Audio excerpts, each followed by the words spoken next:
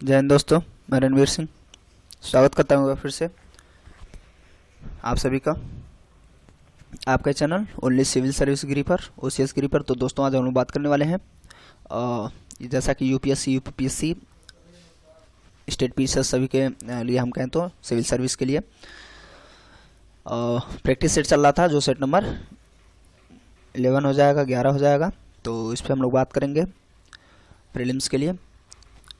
तो वीडियो शुरू करें उससे पहले अगर आप चैनल पर नए हैं तो प्लीज़ सब्सक्राइब कर लीजिए, नोटिफिकेशन बेल को ऑन कर लीजिए, ऑल पे क्लिक कर लीजिए, जिससे आपको समय समय पर नोटिफिकेशन मिल सके जब भी वीडियोस अपलोड होंगे।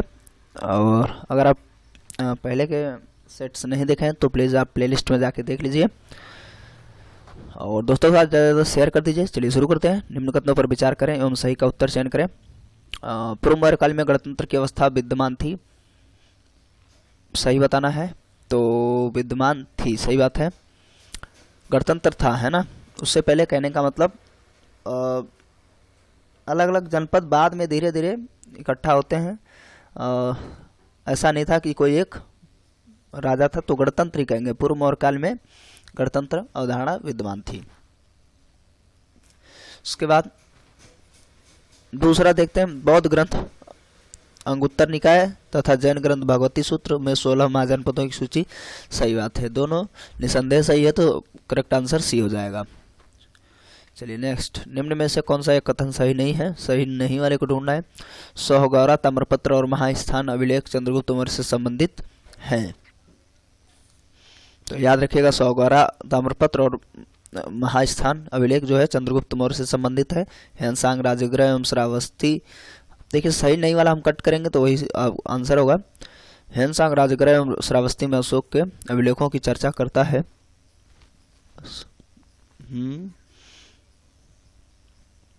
सही है, ठीक है। फिलहाल ये हर्षवर्धन के समय टाइम पीरियड में आया था। उसके बाद फायान संकिसा नामक स्थान पर सिंह की आकृति युक्त अभिलेख की चर्चा करता है। चंद्रगुप्त विक्रमादित्य के समय आया था, ठीक है, गुप्त वंश में। तो और देखते हैं, सर्वप्रथम 1750 में टील पैंथर ने अशोक के लिपि, यही गलत हो गया, पढ़ा नहीं था, खोजा था सबसे पहले, ठीक है। और बात करें तो दिल्ली और मेरठ, ठीक है, टोपरा नहीं रहेगा, मेरठ, ठीक है। ये अभिलेख ढूंढा था, दिल्ली अभिलेख मेरठ, ठीक है। सबसे पहले टील पैंथर ने 1750 में ढूंढा था। अगर पढ़ने की बात कर लें तो सबसे पहले 1837 में जेम्स प्रिंसेप ने पढ़ा था, है ना, जेम्स प्रिंसेप, और वो ब्राह्मी भाषा थी, ठीक है, ब्राह्मी भाषा में पढ़ा था सबसे पहले अशोक के अभिलेख को।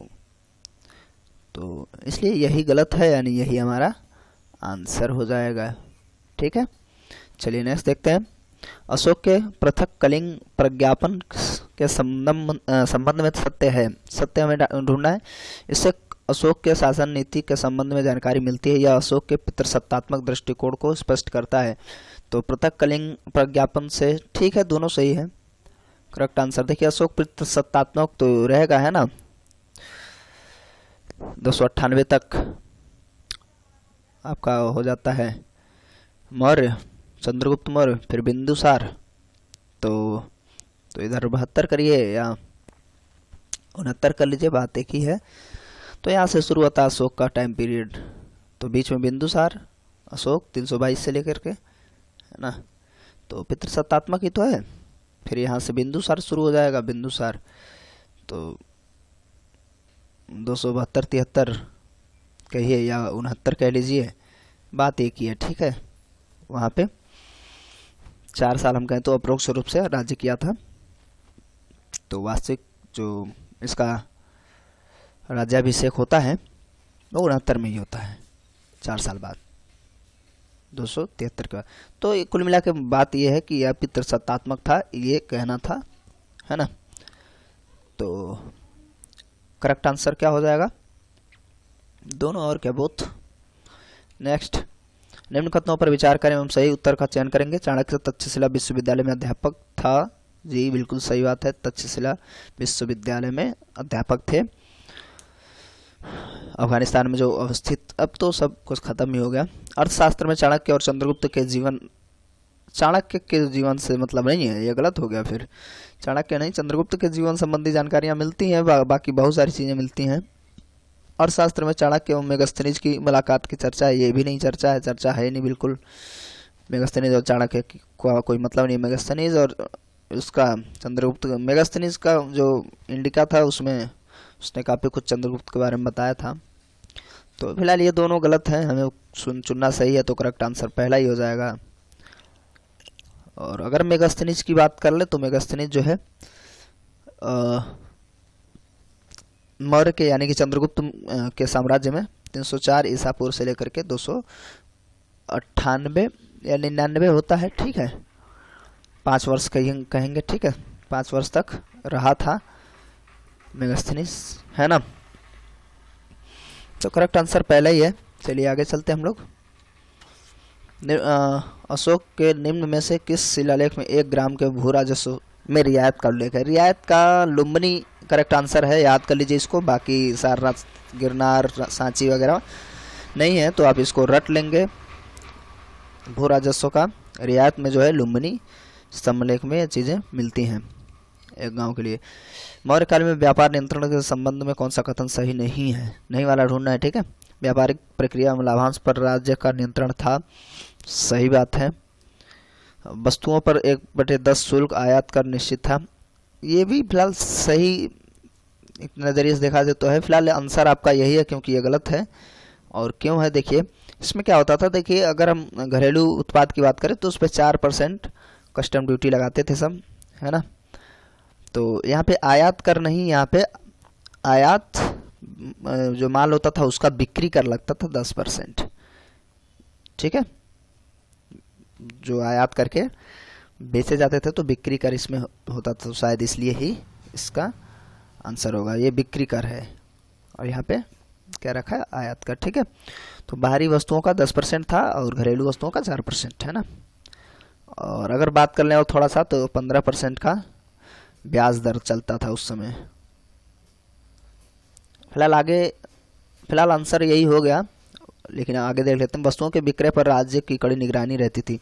इतनी निगरानी रहती थी, यदि कोई टैक्स नहीं पे करता है तो उसे मृत्युदंड दे दिया जाता था,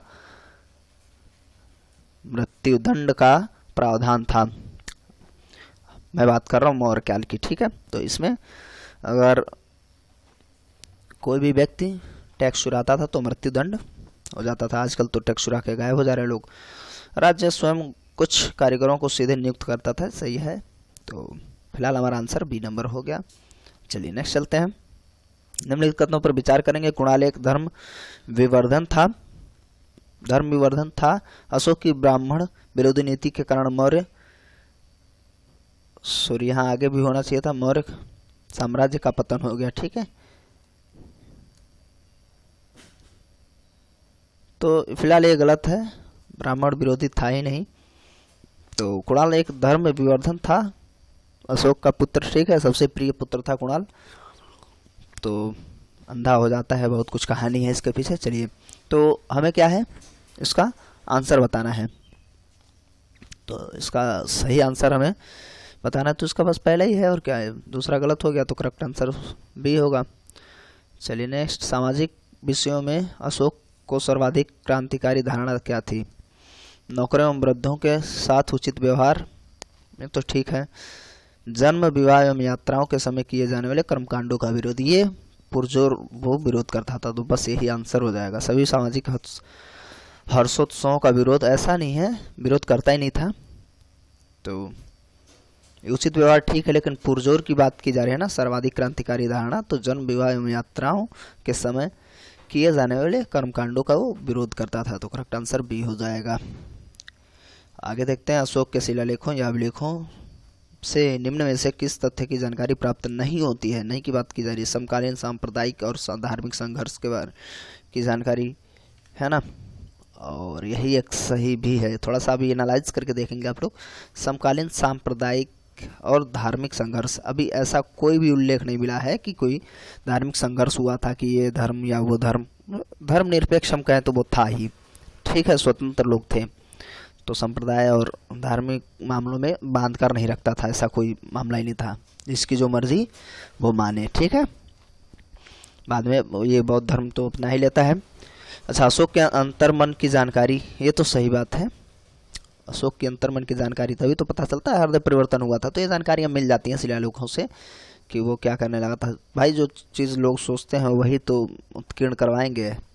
तो ये सारी चीज़ें कि कब हृदय परिवर्तन हुआ था, क्या पहले सोचता था, ये सारी चीज़ें मिल जाती हैं।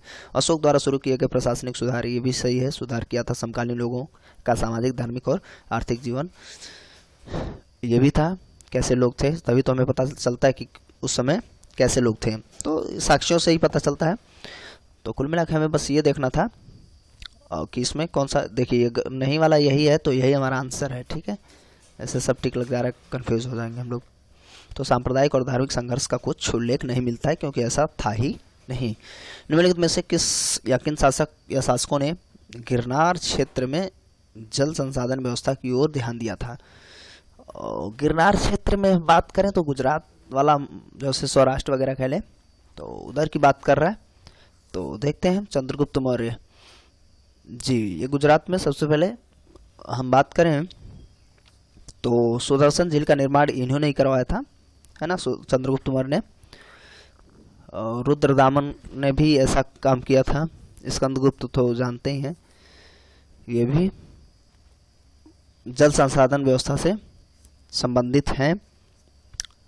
इसी से रिलेट करके अशोक तो बहुत सारे तालाब, कुएं इत्यादि का भी निर्माण करवाया था। तो कुल मिला के ये चारों के चारों सही हैं, करेक्ट आंसर ये सभी हो जाएगा। तो जल संसाधन पे इन सभी ने ध्यान दिया था। और सबसे पहले चंद्रगुप्त ने युद्ध के कारण, हम कहें तो तालाब वगैरह बनवाया था। फिर ये बहुत ज़्यादा काम करता है, किनारे किनारे नलकूप, नलकूप नहीं, कुएं, है ना, जलकूप कह लीजिए, वृक्ष इत्यादि, बहुत कुछ बेहतर हो जाता है। बाकी रुद्रदामन, स्कंदगुप्त भी इन मामलों में काम किए थे, जल संसाधन व्यवस्था की ओर ध्यान दिया था इन लोगों ने। तो ये यहीं तक सेट नंबर आपका 11 ख़त्म होता है। अगले सेट में फिर मिलेंगे। कैसा लगा वीडियो आप कमेंट करके ज़रूर बताएंगे, और दोस्तों के साथ ज़्यादा से ज़्यादा शेयर करना बिल्कुल ना लगे। आपको अगर थोड़ा सा भी हेल्पफुल लगा हो वीडियो तो प्लीज़ लाइक करेंगे। तो चैनल को सब्सक्राइब कर ही लिए होंगे, नहीं किया तो प्लीज़ कर लीजिए। मिलते हैं अगले वीडियो में, तब तक के लिए नमस्कार, जय हिंद, जय भारत।